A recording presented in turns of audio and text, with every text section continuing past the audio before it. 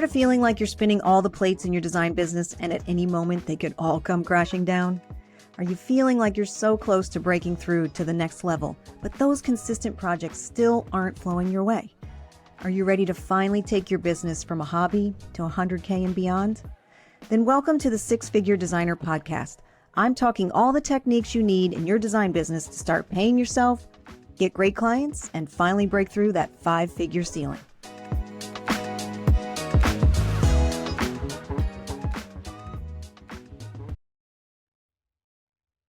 Well, hey everyone, I'm actually going to say it's Wednesday. I don't know if you listened to my last live last week and I called it Monday and then went right into Wednesday, but so glad to have you here on a Wednesday.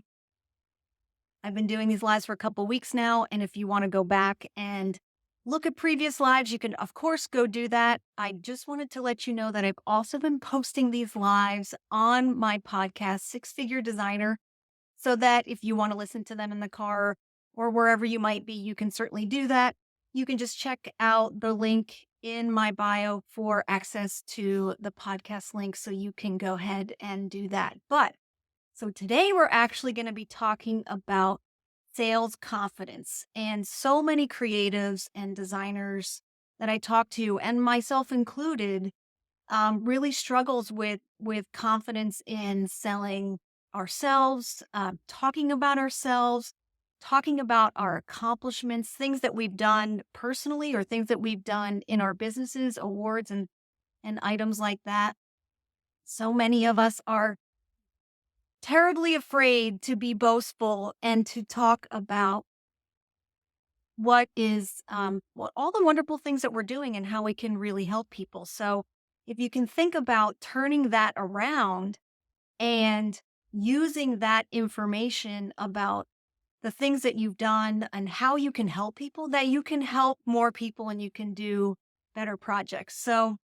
So many are just like really struggling with the confidence in sales. And some of that is, of course, it's out of our comfort zone. And we've always been taught that it's really kind of crummy to want to sell somebody to buy our services, that they should just want them. But, as my mentor once told me that, we really have to push people to get off the seat and go ahead and make the sale, because we are inactive people as, just by nature. We're always afraid to take action. So it could be that you're out of your comfort zone.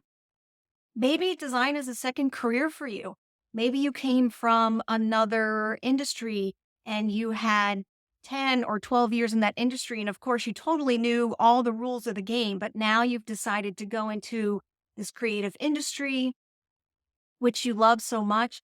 But, you're learning a whole new set of rules, and it's unsettling to figure out, like, what are the rules of the game and how do I figure that out? And that will also start to affect your confidence. So what I'm going to first of all say is you have to just be prepared as much as you can be in wherever you're at in your business.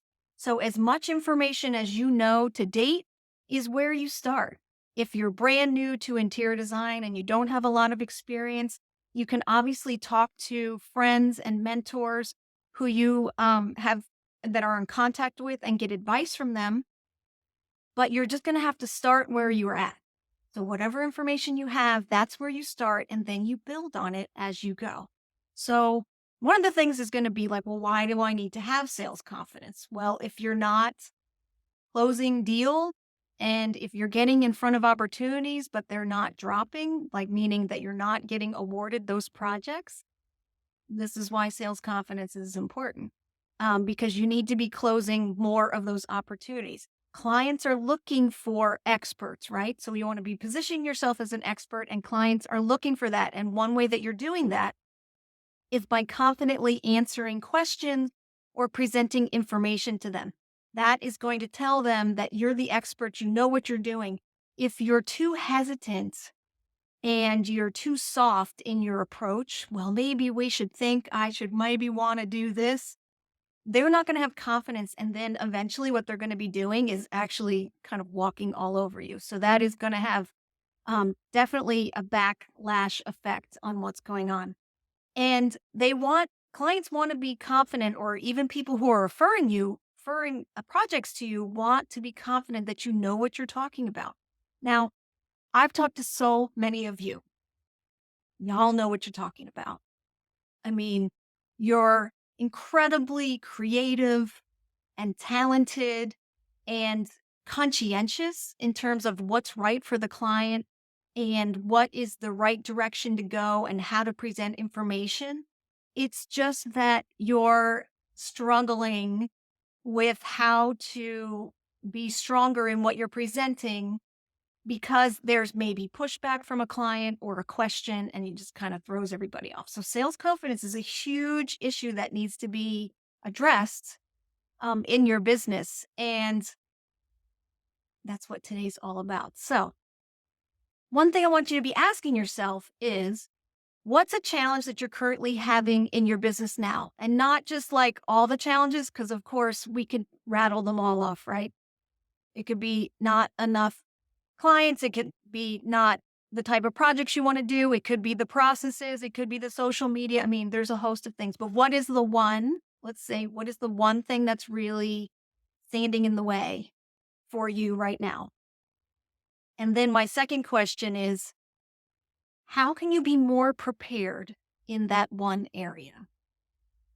And that is really kind of takes out a lot of the noise that goes on about like all the million things we should be doing and focusing again on what's the thing that's really holding me back now? What's the thing that's a real stumbling block for me getting to the next level? And then how can I be more prepared in that?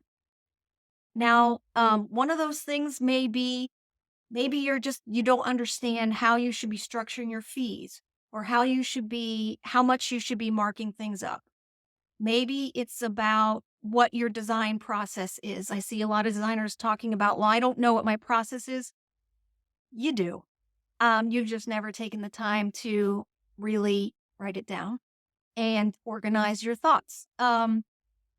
Maybe your challenge is clients not understanding the timing of something, how long things take, or how long it's going to take you to do certain things, or based on how many clients you have, what that dynamic will affect some of the timing. Maybe your challenge is that you really don't know what things cost. So when a client asks you that question of, well, generally, how much is a renovation in this size going to cost you? And we've talked about this. I won't hold you to it, but they kind of do anyway. If that's one of the challenges you have, there's some preparation that you can do to help you with that. And maybe one of the items is the communication, the texting, people are texting all hours of the day and night, or information's coming in multiple ways. There's so many ways to address any one or all of these items as you move forward. But you've got to know, this is a big one, write this down. You've got to know where you stand. You have got to know where you stand in your business. And that, again, goes back to where are you at right now? What information do you have available to you? And what are your, big boundaries that you're no longer willing to go outside of? Now, one of the things I will tell you is confidence in any of these areas, markups, process, timing, what things cost, things like that. Confidence is going to come from being prepared.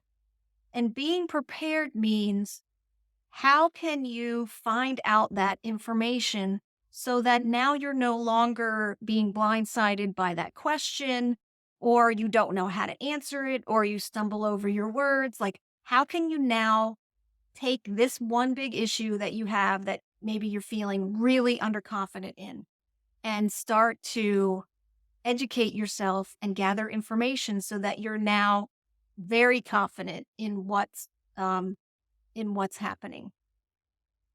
I was working with a designer recently, and she was talking about, well, I could give you two stories actually. One was talking about people always wanted to know what things were going to cost, what renovations were going to cost, what the kitchen renovation was going to cost, what her design fees were going to be.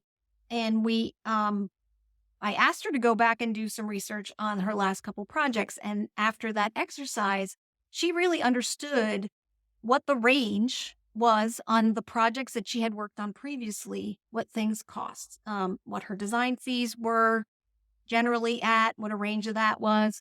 If it was a renovation, kind of what the per square foot price was in her area for that or new construction.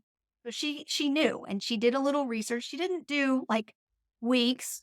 She went back and looked in her notes. She went back and talked to a couple industry people and she got that answer.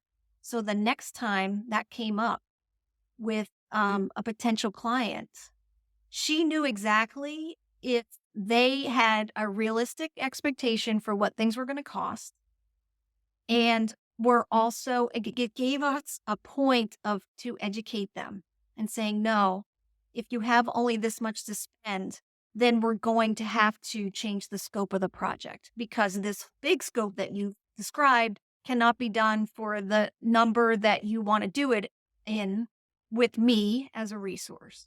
And so it gave her so much confidence in understanding really where projects should be sitting and the types of projects she wanted. She knew what kind of budget she was looking at because she knew what was realistic.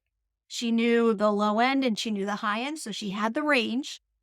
It's when those things went outside of that that she could really be much more educated in raising her hand and saying, listen, I hear what you're saying in terms of budget, but then the scope is going to have to shrink based on this, or, we need to talk about these factors. What's the importance here? So that was a really incredible, actually, pre-qualifying tool for her, not only confidence, but then pre-qualifying, understanding if people were going to be the right fit.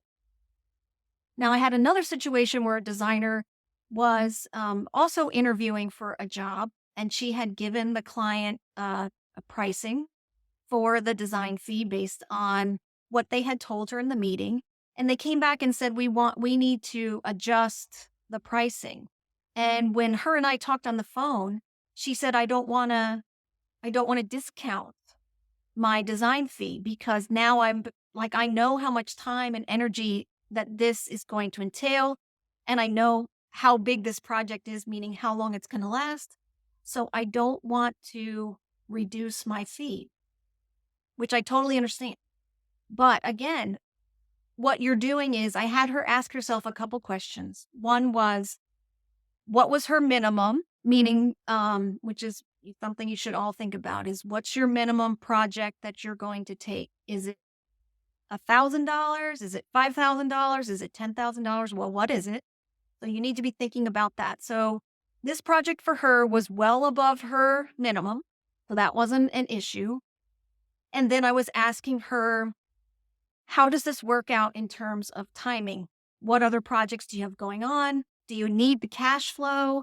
Where are you at with certain things? And the two answers were, this is well above my minimum. This is a project that I would be interested in doing. And 3, it was, the cash flow was very helpful in terms of the timing of what was happening. So what we did is, rather than reduce her fee on the big scope of the project, we talked through what could she break off, how could she alter the scope to still give the client what they needed and still get the fees that she had already outlined. And basically what we did is we portioned off parts of the scope that I thought were, to be honest, still 12 months away. So they weren't necessary at this time. And we just contained it to a much smaller scope. She didn't change her pricing because her fee was a per square foot fee. So that pricing did not change and the minimums were met. So she was totally fine. And she wanted to do the project and all the things. So there's lots of yeses involved in here. But the most important thing is that you have to be prepared and understand where your boundaries set.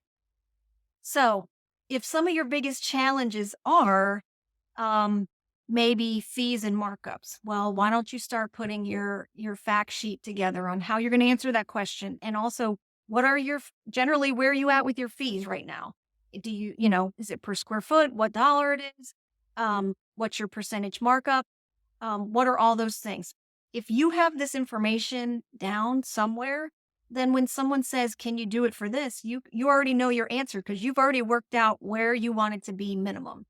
I briefly want to mention that I'm also going to be doing an upcoming workshop called Sales for Introverts, and we're going to be working through a lot of these issues and subsequently a coaching program that's actually going to help you put together all of these items that are going to really help you work through the process, the hard questions and things like that for your business. So if that's something that you're interested in, go ahead and check the link in my bio. And you can also get signed up for that. The wait list is open for that, and it's going to be coming up in just a few weeks. But to get back to some of your biggest challenges, um, what about if you don't know your design process or somebody's asking you your design process? Well, what is it? Why don't you start writing it down? I guarantee you, as you could literally talk about that right now, the steps that your process goes through, the way that you approach a project, you totally know that. You've just never written it down. So what if you started documenting what your process is and then tweaking it and making it better and adding details and then eventually showing the client what the process is? Super easy. It just comes down to being prepared and carving out the time to do it. What about timing when clients don't understand timing? One of the things that I submit to them is typical time frames for typical parts of a project. And that just helps them understand the boundaries of what's happening, like what's realistic. You're telling them the rules of the game, and we've talked about this before. They don't know the rules of the game, they're going to go make up their own rules because they're just going to go on what they think. If you tell them that the beginning part of the process before they get their inspiration board is going to take 7 days, they're not going to bug you for 7 days. So you've already taken care of that, right? Or if when you engage with a client, you tell them that the inspiration board going to come in 7 days, let's make that meeting now. Boundary set. They already know what to expect. You're all good. So think about what your typical timing is, how long things take. How long does it take to do finishes on a typical project? If your typical project is 3,000 square feet, then work on that. So you're not going to, we tend to try to figure out every scenario that we could possibly have in our business. And I want you to think about, well, what's typical? My average project is 3,000 square feet. Finishes take generally for a full scope project 2 months, whatever it is. So think about these things. You have a lot of information already at your fingertips that you can go ahead and start documenting. And it's going to also really help you when somebody says, I have a 3,000 square foot renovation. Can you get me finishes in 2 weeks? The answer is no. It's not possible. It's not possible with me. So I think that is also going to provide confidence as well, because you can say, that's not possible and here's why. Because, we have to go to several different places. We're going to have a couple iterations. We don't even know what we're doing yet. I mean, there's so many reasons why that takes long, but they just don't understand. They just think we all hit the easy button and all this creative magic just happens instantaneously. And we all know that it doesn't. Maybe costs are one of your concerns. They're always asking how much things cost. They're always asking how much an average design fee is. They're always asking how much a sofa is. So start figuring out what you've been charging and what you want to charge. Where are those numbers sitting at?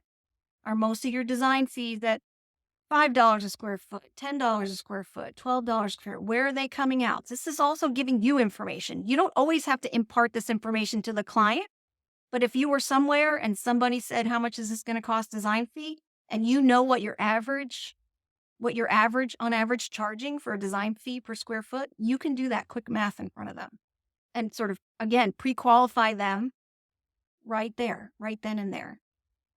What about the good, better, best in terms of furnishings? This is another piece of information that I have in my own business, and it really helps you. Living rooms range from X to Y.